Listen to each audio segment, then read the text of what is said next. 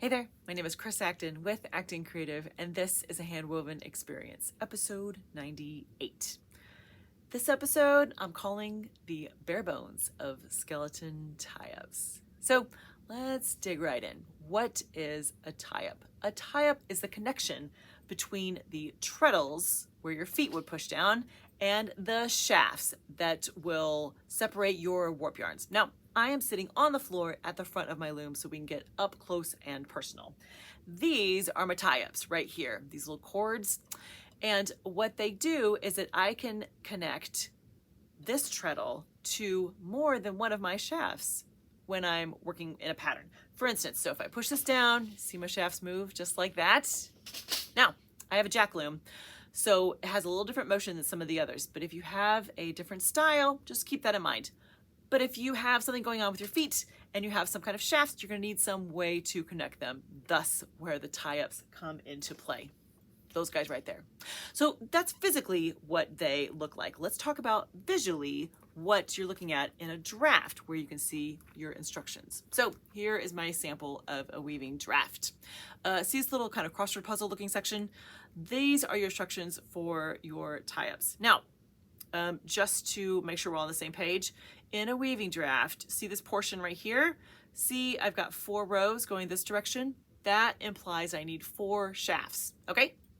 Over here, see these columns? I've got 6 columns. That means this draft is written for 6 treadles. All right, you're with me so far. So hypothetically, let's say that you have a loom that has 4 shafts, as it's called for, but you only have 4 treadles. Does that mean you can't do that particular pattern? Thankfully, it doesn't. It only means that you need to employ some skeleton tie-ups. So following our example there, let's see here. I found a little scrap of fabric. We're going to cover those up. Imagine with me then that I can only use these 4 treadles for that pattern. Now, normally when you are working with a pattern like that, you may have a treadle that is connected to, let's say, two of the shafts above, just like our example that we showed right there. Our goal with the skeleton tie-up is to simplify everything so that we can accommodate the pattern. And how we can do that is by having each treadle be connected to only 1 or maybe 2 shafts. So instead of using 1 foot to achieve the result, we're going to use 2 feet. Okay, so here's what I mean.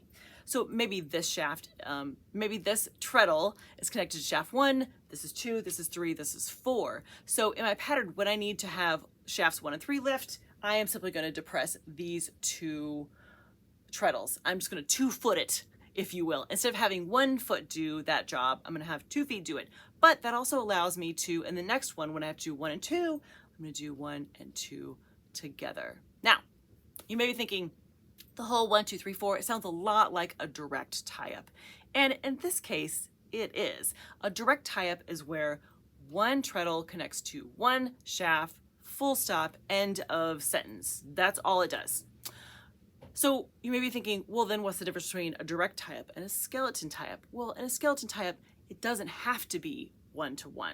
It can be, but it doesn't have to be. That is really the big difference. So if in simplifying my pattern, I can have a treadle that lifts 1 and 2 together, great. So that's really the only difference when you're talking about direct tie-up versus a skeleton tie-up. Now, as you can tell, we can really go down the rabbit hole here because there's a lot of nuances to a skeleton tie-up.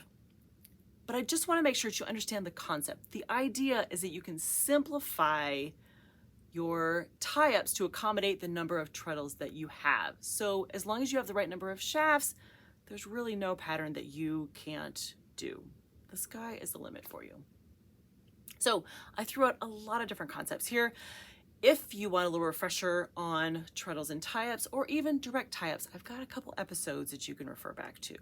And there are a couple great tools when it comes to figuring out skeleton tie-ups. So I'll put those in the show notes so that you can check that out if you're intrigued by this concept. If you have a loom maybe that doesn't have as many treadles, no worries.